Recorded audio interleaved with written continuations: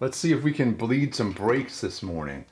So here's our reservoir for our rear master cylinder, which on this VFR is now a separate system. It's an own independent system. It's not linked to the front, it's just the rear.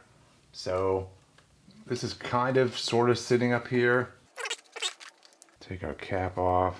Let's add some fluid and see what we get. And this is DOT4 I'm using for this VFR. That's what the manual calls for.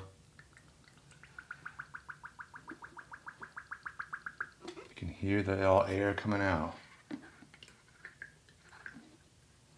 DOT4 is more high temp than DOT3, basically. That is the difference. It's more performance oriented. I may have to, there may be air stuck in the master cylinder, and so I may need to take it off of here and sort of bench bleed it, so to speak, where we can push the air bubbles out with a stick. Because sometimes they get trapped in there.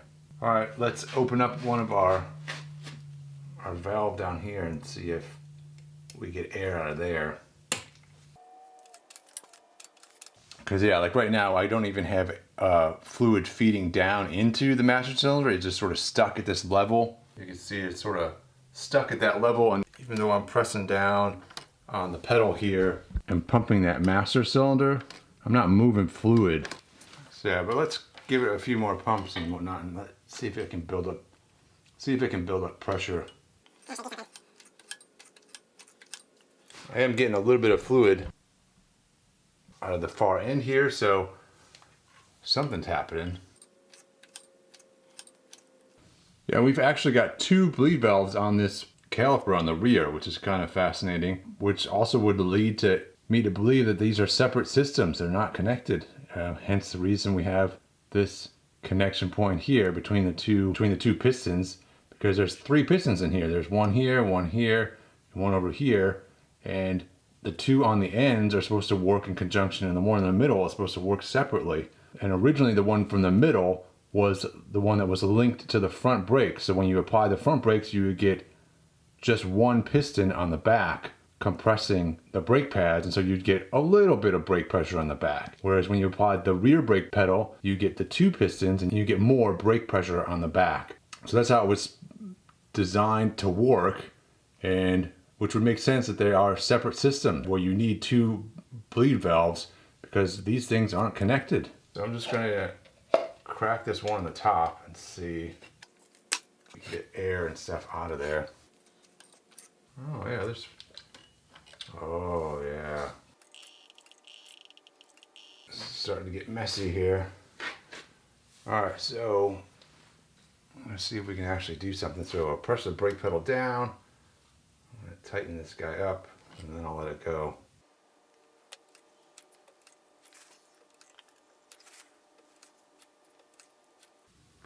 So crack the valve, press the pedal down, tighten the valve, release the pedal. Now there's still a lot of air in there because when I press the pedal, I'm getting just a little bit of fluid. It should just squirt right out.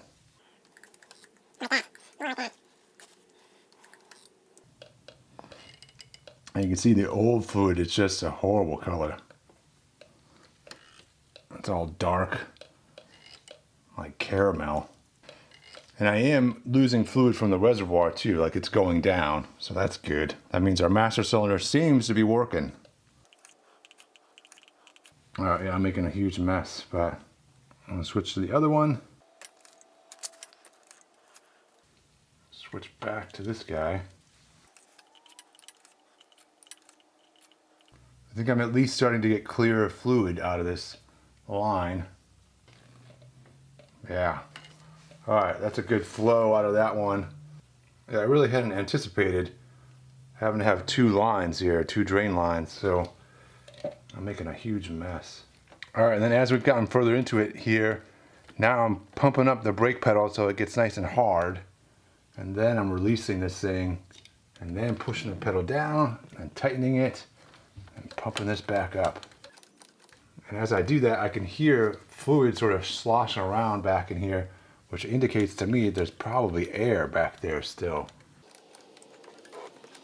even though I don't see air coming out of the bleed valve. I've got all kinds of stuff going on, and plus I have 2 bleed valves, so it makes it a little bit more complicated. And I'm making sure I top this reservoir off frequently so that I don't suck air in through the reservoir. All right, I'm not really hearing any fluid sloshing around in there anymore, so I don't think I have air in there anymore. And I've got decent pedal feel here. I think we're done.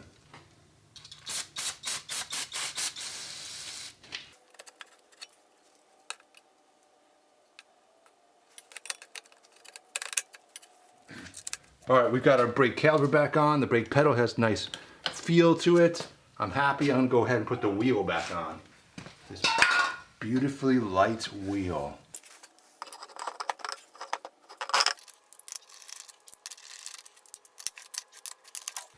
I'm not torquing that stuff down yet because A, the bike is not on the ground, and then B, probably have to take it off again. All right, with our rear brake installed and working now, I want to go ahead and finally torque down this rear nut here. This guy here, our axle nut. And the manual says to put it in like gear, put it in 6th gear, and then apply the rear brake. I've got to devise a way to apply this rear brake automatically because I'm just one person, man. So I'm gonna try and do it this way. Get this guy in here. And I can jack this down. And this guy, I'll get into as high of a gear as I can. I've got my 46mm socket, and this guy is set to 148 foot-pounds, which is right near the top end of this torque wrench.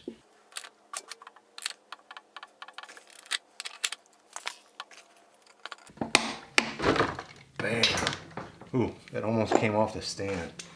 So this has a little indentation down there that you're supposed to knock down the nut, sort of bend that piece down into that indentation. All right, now I'm trying to sort of straighten up my handlebars and stuff here. I've already set this thing. I'm not sure that's where I want it actually. But I'm trying to set my little components where I want them. Where I'm working on this one right now, I'm trying to sort of make sure everything is aligned in the same way. So I think that's good. I'm trying to make sure that these guys, this one and this one, are both sort of lined up with the top triple clamp there. And then with that done, now I'll worry about these guys, getting them sort of where they need them to be. And I actually probably need the tank on there to really fully do this, but I know I don't want them all the way over there.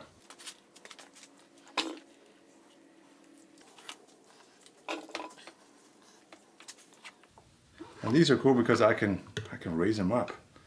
Probably should, because I'm that kind of guy. Yeah, let's just have them up. And then when I run my lines, my brake lines and everything, because I'm gonna run custom lines, then I know that these are as high as they can go, and I'll have as much line as I could ever possibly want. Could ever possibly use, I should say. Might want more. Might want the bars to be higher, but this is as high as they're gonna get.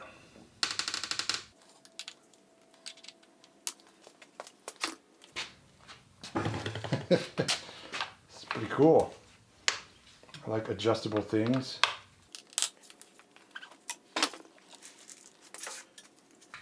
Yeah, I'm just imagining where the tank is gonna hit here. So I may have to adjust these, more than likely have to adjust these again later.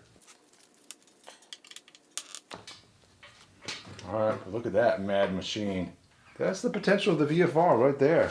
All right, so we've got the rear wheel sort of buttoned up, the rear end buttoned up. I want to start tightening up, connecting all these coolant lines up here, getting that sorted out, and also all these wires.